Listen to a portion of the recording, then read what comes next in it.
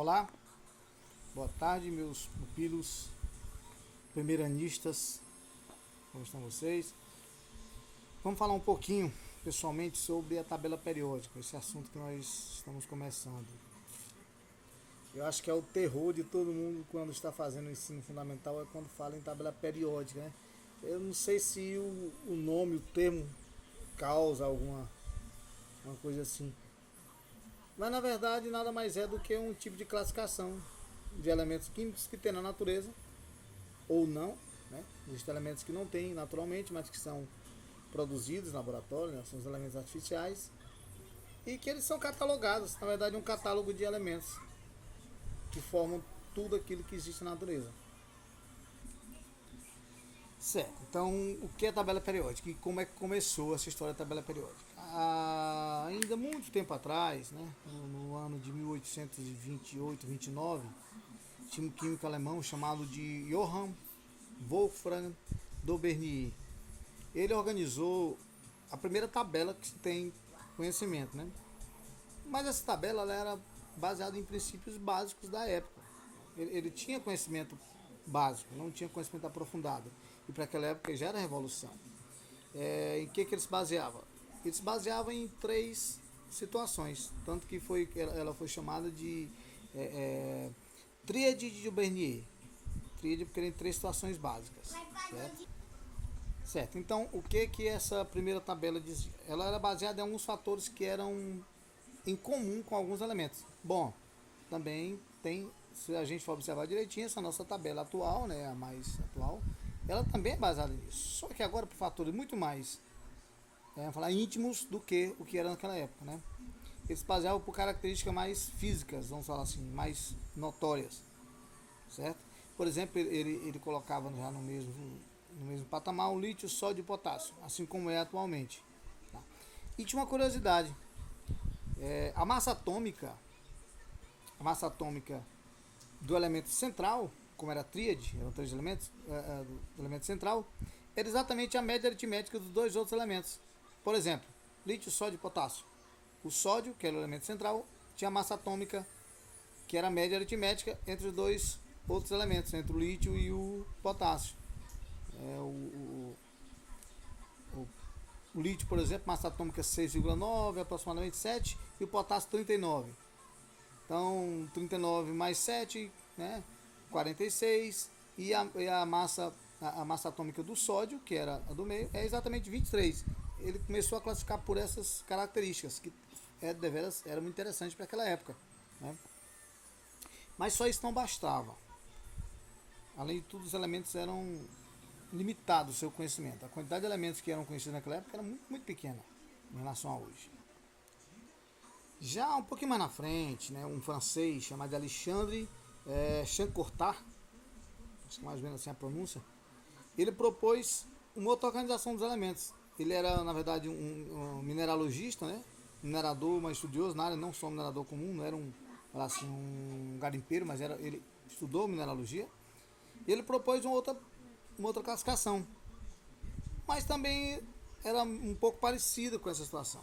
Ele baseou mais nas características de fundição, né, no caso de ponto de fusão, e outras características que eram visíveis, né, notórias, como falamos há pouco. Ainda não era o suficiente para aquilo que temos hoje, para descobrir as propriedades dos elementos, mas já foi um bom começo também. Logo depois, olha que interessante, tinha um estudioso, né, o inglês J. Newlands. Ele além de estudioso da ciência, da química, ele era músico também. E ele fez uma comparação entre os elementos químicos e a escala das notas musicais: Dó, Ré, Mi, Fá, Sol, Lá, Si. Embora fossem não nessa mesma ordem, o Lá havia antes, mas também não cabe falar sobre isso agora. Mas ele organizou os elementos que ele tinha em mão naquela época, que eram 61. E exatamente nas colunas, parecido com aquilo que nós temos hoje na coluna da nossa tabela periódica atual. Já começava a se esboçar então uma tabela periódica nos moldes daquelas que temos hoje. Aí sim, a partir de um químico notável, né, chamado Mendeleev, ou Mendeleev para alguns, ele tinha o hábito de anotar tudo aquilo que ele identificava nos elementos químicos, naquilo que ele trabalhava. Aí, mais ou menos em 1869, desculpa, ele resolveu colocar lá do lado dos seus fichas, que ele anotava dos elementos. Dureza, maleabilidade, ponto de fusão, ponto de ebulição. Eu quero abrir aspas aqui para explicar algumas coisinhas. Dureza, por exemplo. Dureza para a química não é a capacidade de se quebrar ou não, é a capacidade de riscar outro tipo de elemento, outra substância. Tá? Por exemplo, se eu pegar uma faca e passar nesse quadro que a gente tem na parede, a faca vai riscar o quadro, porque a faca vai tirar material do quadro. Então quem vai sofrer o dano é o quadro. Portanto, a faca, que deve ser de metal ou algum material assim, vai riscar o quadro.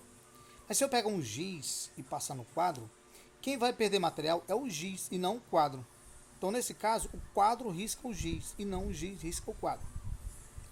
Se você a gente observar, quem já teve a curiosidade de ver como é que se corta vidro, por exemplo, se corta vidro com pontas de diamante. E o diamante é considerado o material mais duro da natureza, porque ele tem a capacidade de riscar qualquer outro elemento e não é riscado por nenhum outro. Professor, o diamante é mais duro, então se eu pegar um martelo e bater em cima do diamante, ele não vai quebrar? Não é isso. Vou falar de novo. Ele é capaz de riscar outro elemento, e não de não quebrar. Certo? Então, Mendeleev utilizou alguns padrões que eram da tabela anterior. Né? Ele também classificou por ordem crescente de massa atômica. Só que um pouco mais na frente, um outro químico chamado Henry Moseley, ele pegou a tabela de Mendeleev e começou a moldar para os padrões que a gente conhece hoje em dia.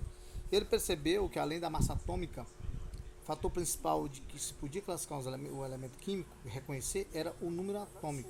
O que é o número atômico? O número atômico é exatamente o número de prótons que existe em cada elemento químico. Esse número de prótons ele é como se fosse a nossa impressão digital. Tá? Impressão digital. Cada ser humano tem impressão digital única. Não existem duas impressões digitais de uma mesma pessoa ou uma mesma impressão digital para duas pessoas. Essa é a nossa identidade de verdade. É assim que a gente caracteriza um ser humano. Né? O número atômico é a mesma coisa para o elemento químico. Professor, mas não tem elementos que têm o mesmo número atômico? Bom,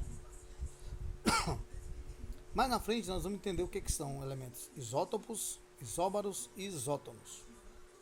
Tá? São elementos que apresentam o mesmo número de certa partícula subatômica, mas em outras condições. Mais na frente a gente vai ver sobre isso aí. Então essa tabela sim, ela começou a se moldar e ela é praticamente a tabela que nós temos hoje. É a tabela básica que nós temos hoje. Quando a gente fala em tabela básica, na verdade, deveria falar a base da tabela. Por quê? Porque foi a base dos elementos químicos. Embora uma boa parte desses elementos só ficou sendo conhecido recentemente, porque inclusive vários outros elementos eles foram produzidos. Não existem na natureza algum desses elementos que tem na tabela atual.